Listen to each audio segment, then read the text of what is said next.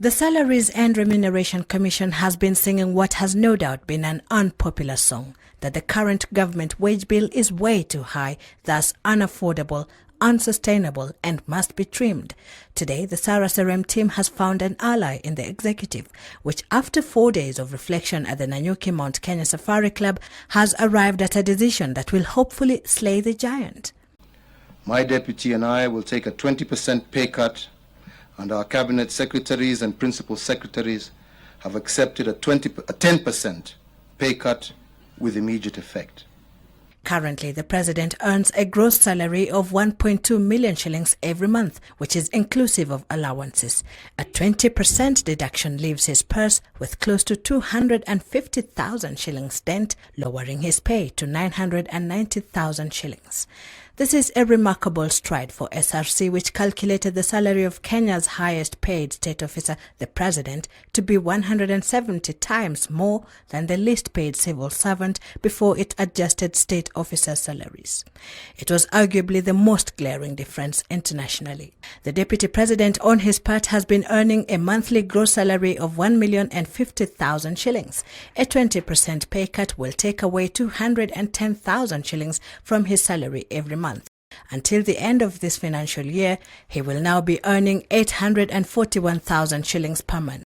The 18 cabinet secretaries have been taking home 792,000 shillings every month, inclusive of allowances. With a 10% pay cut, they lose 79,000 shillings from their gross salary and are now content with 712,000 shillings pay.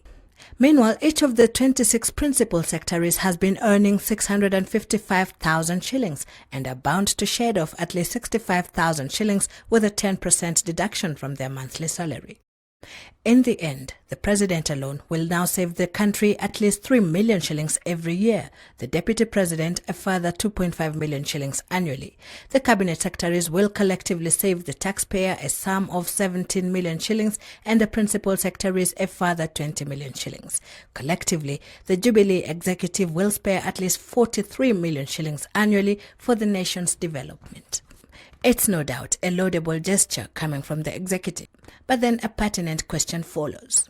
Are we going to see this translated to other arms of government, like Parliament, which Kenyan believes that they are taking a lot of salaries and not doing anything, using the majority leaders who is here? Can you go tell him and lead from example and tell the members of Parliament to accept the pay cut like you, lead from example?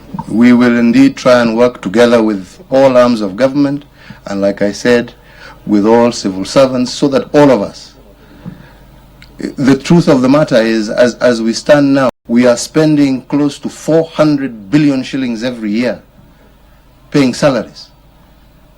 400 billion. Now, if that is the amount that we are spending on paying salaries, it leaves us only from our own resources a figure of 200 billion within which to transform Kenya. Now you can see that that is not a ratio that is sustainable. And that is why we have said we must take this decision, we must lead by example. Otherwise, we will soon or later become a nation where we just only collect taxes to pay ourselves. And that is not a sustainable thing. Sylvia Chebet, Citizen Weekend.